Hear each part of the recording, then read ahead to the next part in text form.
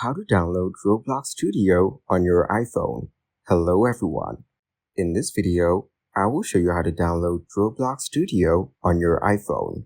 First, open your web browser on your mobile and search for roblox.com. Now, tap on Continue in browser to proceed.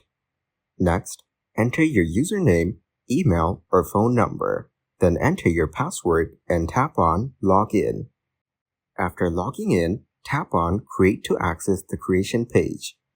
Now, tap on the page menu icon from the bottom left corner. Then select Request Desktop Website to switch to the desktop version. Now, tap on Download to get Roblox Studio. Finally, tap on Download again to start the installation process. Thank you guys for watching this video. Hope you got some value. Make sure to like the video and subscribe to the channel to get notified of new videos. See you in the next one.